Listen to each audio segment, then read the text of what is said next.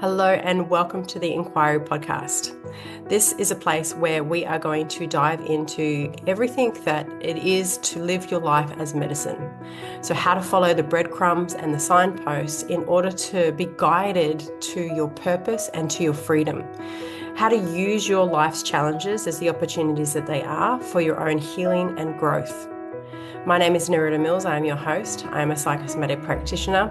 I am a coach, and I am absolutely thrilled to be here. I am very excited to get this party started. So let's get going. Okay. Hello, everybody. I am very, very excited to have Marie Muller with us on today's episode of the Enquiry Podcast. Marie, thank you so much. We've had a little bit of technology rigmarole to get here, so I appreciate your patience and determination to jump on. Why don't you start by telling the listeners a little bit about yourself and what your role is? Let's just start there. Okay. Well, thank you so much for having me on board today, Nerida. I met Herman Muller, the founder of Psychosomatic therapy, the training that we've all been involved in for so long. And I met him at a meditation center back in 1987. And soon after that, we ended up getting together, and I have a background in remedial massage and also deep tissue postural integration work. So I guess my pathway of coming back into my body and being present has been through understanding body work and the importance and the value of the human body and the wonderful, amazing, intelligent being that this physical body actually is. So meeting Herman, and he was working already very much. We met at a spiritual level because that's what we were doing. The center we went to was Eagle Heights Spiritual Center. And so we had that very aligned, I suppose, seeking and searching to be all that we could be, the best version of ourselves at that level. So when we came together, we always knew that we were together for a purpose. And that purpose ended up being slowly the mind-body connection, because Herman was already practicing as a NLP practitioner and clinical hypnosis, and he had a background in his work in mental health, and also prior to that, people management in working and leading massive groups of people in plantations, both in India and then in Papua New Guinea. So his interest in being able to understand people and communicate with people, and also see how through care and attention they also were able to be encouraged to be the best versions of themselves, I suppose. So the combination of my work, my background, and Herman's background started to really evolve into what steps, what could inspire, what inspired Herman in stepping all of this high esoteric knowledge that came naturally to him down to a process of being able to understand ourselves better. So Herman, growing up in India, he also has that background in Vedic knowledge. And so understanding the chakra system, understanding the science of tantric energies, the science of energy. So just that mind, body, and I suppose the nervous system, the three brains, so much all came together in our mind-body connection, which then became psycho, mind, somatic, body, or psyche, spirit, and soma, the body, the emotions, the feelings, the presence. And I guess I've been there right along, certainly from its conception. And it's been a wonderful journey of how that formulated and the inspiration that came through. Yeah, beautiful. It's such powerful work. So, for everybody listening along, Marie is now the director of the Psychosomatic College after Herman's passing a few years back now, which is based on the Gold Coast. But they have done work with people all over the world over the years. And I've had the pleasure of being Marie's student in the Masters of Psychosomatic Therapy. And it's quite incredible, the both in how you both decided to structure the college and the teachers, like the trust that you offer in the individual expression of the work through the teachers. I think that's quite unique for the modality and the facilitators, but also in the work itself. I mean, it's becoming more popular now, obviously, but when you guys first kicked it off, I don't imagine there would have been many people doing this sort of work, particularly not in Australia, at least. It's always been a very niche market. I feel that the way that it's grown, and it's, we used to say that basically this entire training that you'd invest in it's now up to 12 days. So when you invest in the initial 12 days, it's 12 days that you're taking out of your life to really work on yourself. And how many people would do that? If you did that in one-on-one therapy, it would take years for that massive transformation. And I've always found it quite interesting that a lot of the feedback that people go is, oh, wow, that was just so eye-opening. It's like suddenly they're seeing so many you see aspects a of completely themselves and different other layer of people. reality. Yeah. It all just 100%. starts to fit in, and it's an evolving science too, because you can never know too much about the human body, and it's about us aligning. The soul knows what it's on the planet for and what radiance it has to express. And it's our minds, our stories, it's our past, it's our traumas, that we're endeavoring to release ourselves from and get this body as functionally aligned as we possibly can with the body that we have now at any point. And just know it's intelligent. I really encourage people. I'm a great advocate for the body, and narrative being a body worker. Like, I will often say to people, just think of your body like an innocent child. It really is that innocent. And the body loves you no matter how we've treated it. It keeps showing up to the best of its ability, whether we've, given it adequate rest, whether we've fed it enough, the right things. It's whether we work it like it's some type of machine and just keep going and going, and the expectation that we have on our mind and our body to just keep doing has been phenomenal. And then when it finally something happens and it starts to show wear and tear and starts to complain or shut down, or we go, oh, the body's letting me down. My body's letting me down. My heart nearly bursts into tears when I hear that from clients. I just go, the body hasn't let you down. It's just, it loves you, and it's been doing if you treated a child like we often treat our bodies, if you neglect them, if you abuse them, if you use harsh language to them in your self-talk, that we don't want to raise children like that. Why would we do that to ourselves? So, it's that awakening and go, I never looked at my body like that. It's hearing and listening everything, every thought. It's running the chemistry of every feeling we have. It's a one place on Mother Earth that we have to take care of, like without us, our souls don't have any expression in life at all.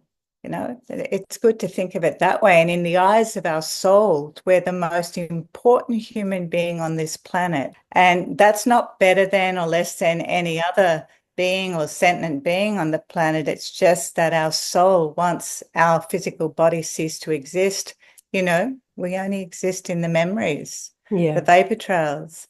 So So, as I said, I'm a great advocate for the human body because my own personal history, to sort of maybe give a little insight to those listening, is that my sister suicided when I was 24, and my mother suicided when I was 36, nearly 37.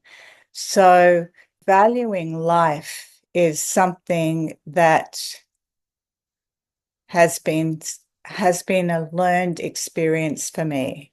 Whereas Herman, coming from India, we used to have lots of discussions about this because people that have come through such challenges to even be alive have such a value to want to live. And I think if and in Herman's last days, as he passed those last couple of months, he met death by being focused on living, by being focused on every conscious breath that he took. And he was such an inspiration. So it's such a treasure to be alive. And it's funny how our value systems seem to change as civilizations evolve and Absolutely. become more Well, prosperous, it's and life quite interesting. becomes less important. Yeah, it's nearly like when we don't experience that level of hardship, what you're talking about, where there's that need for survival at a young age. Um, it's like the mind needs to have a fight to survive in some capacity, nearly. And so there's this, yeah, I mean, mental health issues and things like that is rampant through our society, even though we are, some of the most safest, affluent people in the world. It's quite incredible the distortion that can happen. So yeah, I'm with you. I'm an absolute lover of life. I do feel that it becomes inevitable the more that you fall in love with yourself or experience the love that you have for yourself. You then, that reflects from the world also. And that appreciation for self, which I guess would be cultivated naturally if you were in a survival mode at a young age and then came to a place of freedom and safety. You would naturally have that appreciation, I guess, right? Absolutely. Absolutely. I know that this is very personal for you too, Nerida, with the challenges that you've met in your life. And I think that's what often attracts us to psychosomatic therapy and many different expressions or expansions of this work, because there's been a lot of trauma that we have lived through. So I've definitely got complex trauma in my family lineage because my dad had been in the Second World War and my mother was 2 when her mother died. So I think there was a little bit of dovetailing of trauma stories there with my parents.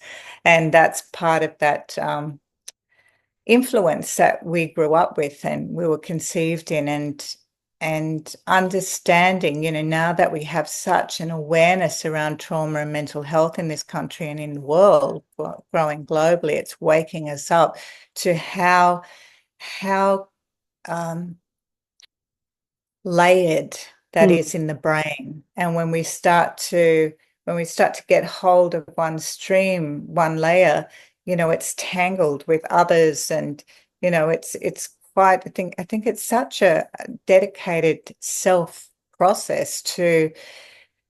I would encourage anybody out there to just be willing to do whatever it takes, and you're stronger than you imagine you ever are. I fell in love with my body. I love what you said about falling in love with yourself, Nerida, because it was a mission of Herman's. In fact, it was his last message to a collective group. His last message was, you've got to love yourself. You've got to love yourself. You've got to love yourself. You're with yourself 24/7. If you don't love yourself, or how you think and feel about yourself is what you're trapped in, 24/7. It's just going around and around and around. So if you can break that spell and if you can start to really love yourself, and for me, giving you little snippets of my life story there, I donated a kidney to an old school friend back in 2022.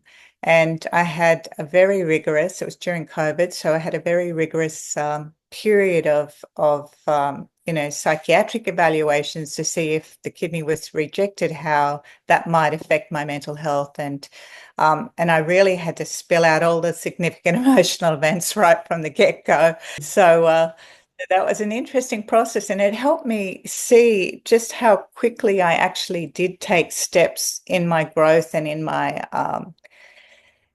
self-help along that journey. And very much the psychosomatic therapy processes was part of my own keen healing. So I went into that, surgery with my eyes open and speaking to my body and helping encourage my body being healthy and not needing surgery, to be comfortable with this, because it was something that just automatically came out of my mouth. It flew out of my mouth that, oh yes, Don, I'll go through the process. I'm happy to donate a kidney. And I'm like, what? You don't even like having a tooth extracted? Like, what are you saying? What are you Quite saying, buddy? interesting, right? So can you unpack for us the significance of the kidney in psychosomatic terms, and how even that preparation through going through your history kind of I imagine plays into the significance of the removal of that kidney, right? Absolutely. Great question to ask. The kidney represents the negative emotion that the kidney is associated with is fear. And, my dad having been through the war, my mum losing her mum, she was 3, they were farmed out. If one parent died back in those days around 1930, I don't know how long it went on for, whether you're in places like Canada, Australia, New Zealand, England, Ireland, Scotland. Literally, you were put in an orphanage if you could not find willing family members to take care of you. I mean, how sad is that? So the children were split up to survive Great Depression. Not anyone is in a position to take on 3 children suddenly. So until my grandfather remarried, the siblings didn't get back together again. So a lot of fear of loss, and I'm saying it, making past reference because we are the product of our lineages. We stand on the bones of our ancestors, their stories are in our blood and in our bones, literally. And it is part of the consciousness as we're evolving, we're assisting the clearing out of all of this and liberating the future generations, the descendants, So imagine that passing down 7 generations into the future, and so on and so forth, that we're evolving things and in a better and more conscious way. So fear was something that was very impacting in my life, fear and unease. And I'm a life path 8, so we have psychosomatic numerology as well. And Herman sort of downloaded what number from 0 to 9, what chakras, I should say, align to traditional numerology. And that's a fantastic system because it's a vibratory frequency match. And so an 8 is solar plexus and base, and a 4 is also base. So if your life path 8 or 4, then base chakra is quite significant there, which is all the survival, security, safety, fitting into life, wanting to be alive for a start. And there can be quite a few health challenges or not wanting to be on the planet associated in that. Not that you have to be an 8 or a 4 for that. That can happen in anyone's life. So going back to the kidney, it also connects him with the ancestry too. So, and it's a filtration system in the body. So the more you connect in with the kidney, you realize how integral a part of our system it is. one of the specialists in Brisbane said to me, oh, it's like a spare tire, you know, like the body can exist on one kidney, which is true. But I don't think there's any spare necessarily extra parts that are just waiting if something happens in the body to take over. So, but it is interesting. The kidneys work pretty well 50-50 and share the load. So if something happens to one, if it does get damaged or injured, the other one takes over, which is, again, how amazing is this body. So a lot of ancestral stuff, a lot of clearing of fear. And I had no fear. I was totally fearless in this action of, because my heart had told me, my intuition, my guidance that, yep, we're doing this. This is the right thing. We're doing this. I'm going, okay, I've always said I'll do whatever it takes. And I had put a very positive affirmation out that I wanted to clear whatever residue was left in my field to do with suicide or not wanting to live or anything that was against the natural order of things or against life itself. 3 weeks later, this opportunity comes up and it's like, bingo, I've signed up for it. Let's go. And it was probably the best investment I've ever made.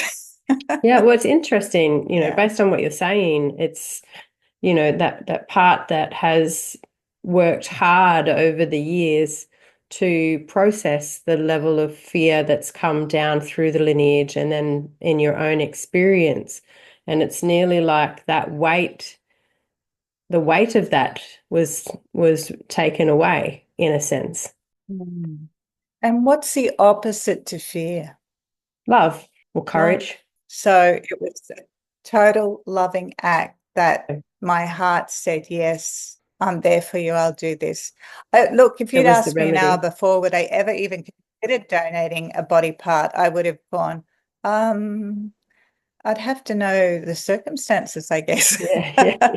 So it was a surprise to me. And I guess that's another beautiful thing about being human, is that we really underestimate ourselves. We really often have no idea of what we're capable of when occasions push us to a point that we rise. We really rise, and we see it time and time again in natural disasters.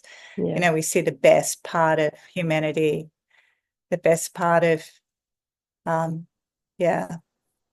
working as a community. Of the best parts, one of the things that I feel like when I first came through the training, doing my Cert 3, I fell immediately in love with body work. I absolutely love body work. I feel like it really helped to facilitate a level of freedom and freedom of experience for myself, and really released a lot of the anger and some of the built up emotions that had been driving the show for a long time. And so I had this real affinity with body work from the get-go. It was through the master's training that I really fell in love with body reading. And you have such a wealth of knowledge around body reading. I would love to know what your favorite part of the body is to read and why. I've never been asked that question before. Before I answer it, I just wanted to say something that popped into my head about body work and human touch. We're actually using the sense of touch, which is connected to the heart chakra. And it's such a grace to work within someone's field. I know they often don't even think about it, but it is a grace. It's a grace for the body worker to be able to enter into someone else's field and to interact in such an intimate way with the layers of information that's there. And I suppose that's something that I was trained when I did postural integration, which is now structural integration in Australia. PI started as a breakaway from Rolfing, which was Ida Rolf's work, which incredible soul, incredible woman. And it's all about repatterning the body. So when I look at someone's body, and the body's by divine design, so we've got all there's no mistakes about how this physical body is, and even people who have certain challenges right from the beginning, there's such a growth, there's such a learning for themselves, for the family, for the society, and so many opportunities that it presents. So I guess for me, I'm always fascinated. It's like a little bit of a stealth or a mystery to me to go, oh, look at that body, look at that body. So I scan.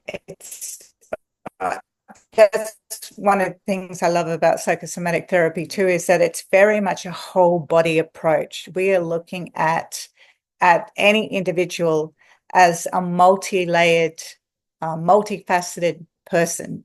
And right from, just scanning their body, how they're standing, how their posture is, because we can see straight away what's going on with the energy flow, how much energy is mental in this top area here in the forehead, how much that mental energy drives them forward, how well they're listening to their heart, how present they are in their body, how and all of this is, it's an open book, really, because it's because we're all sensitive to each other. We've all got those levels of empathy and sensitivity. So scanning that body and seeing the patterns, and I'll start speaking to people straight away about patterns if they're open to hearing it. If that's what, well, usually I've waited till I've been invited as a body worker to go in, and I'll just talk about the patterns and I guess the experience of working with so many different bodies. And there are some similar patterns that happen due to very similar conditions, like, that I'll often ask somebody, firstly, what accidents, injuries, surgeries you've had, and then I might say, what kind of work do you do? What sort of exercise do you do? And all of these things are, tick, tick, tick, tick, tick in my head. Okay. So when I'm looking at the body and I'm seeing, the left shoulder up here and the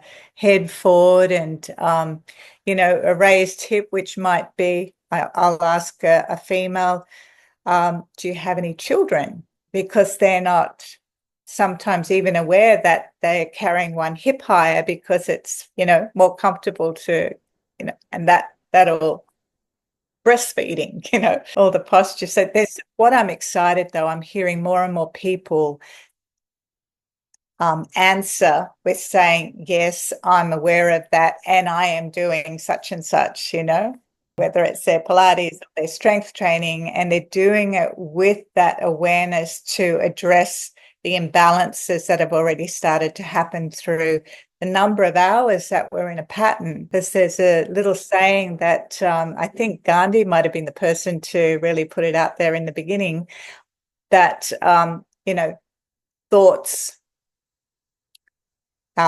create words, and our words create feelings, and our feelings create actions, and our actions create habits, and habits rule our destiny. So it's what runs us unconsciously, habitually, that, gets into that groove, that well-worn groove. And so the first step is to become aware of our habits, what's running us unconsciously.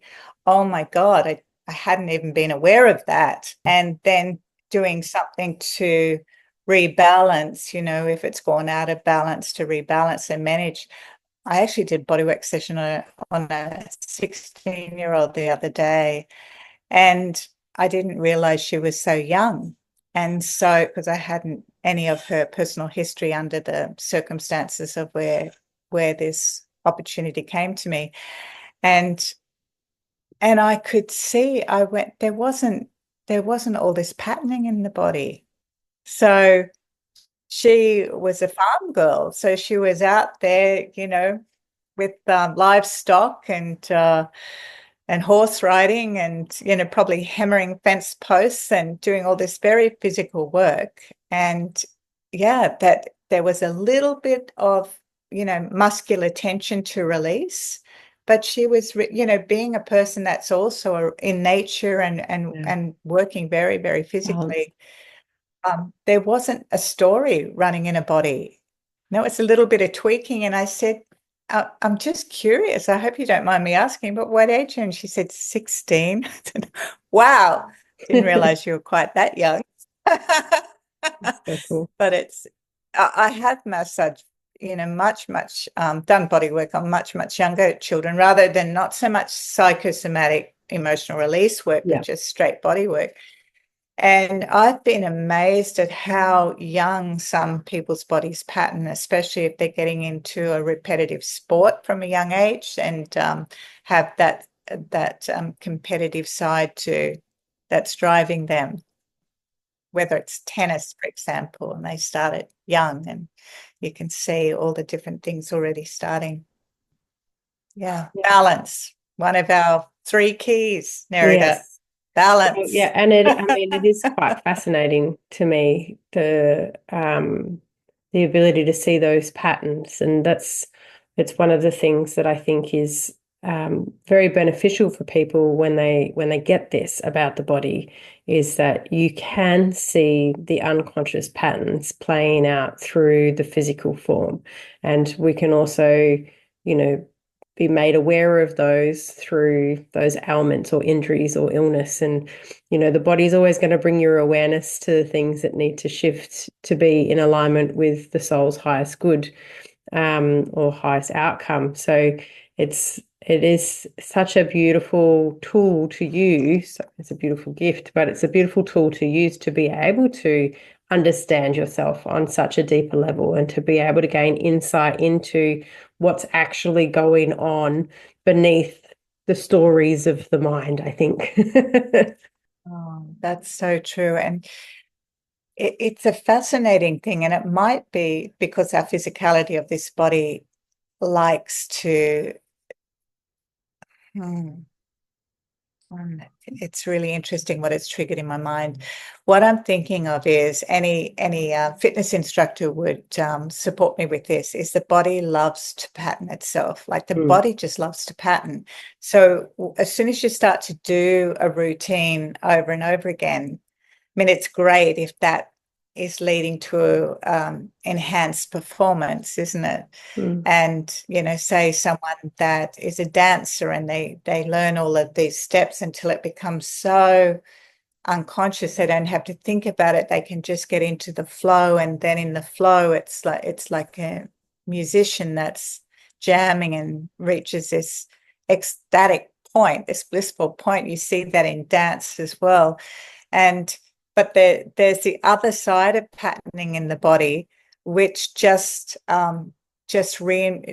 builds this entrapment, and it's almost like a sense that drives us, that we like routine, we like to create habits, we feel safe. I think it's a very base chakra motivation. But we've got to change it up, because the chakra above that's all about movement. And so, we can't afford to get stuck, because if we get too stuck, we don't want to move around all the time either. That can be agitating, but against the natural, movement equals life. It's so important to have that flow, isn't it? Creativity, creation. Well, I have a feeling, I know that we could, because we have before, we could talk on this for hours and hours and hours.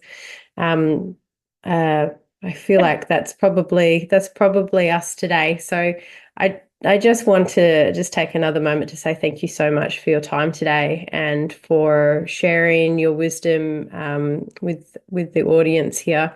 And could you let us know how people can find you, follow you, learn more about the psychosomatic therapy and, particularly that emotional trigger point as opposed to general body work, and just how to get involved with what it is that you do? That's really great. Thank you so much. I think the easiest way is, firstly, there is an Instagram, the Psychosomatic Therapy College is on Insta, and there's lots of little interesting posts that are put out constantly with that. We also have a Facebook page, so that's another way that you can get in contact with just doing a DM. And certainly the email address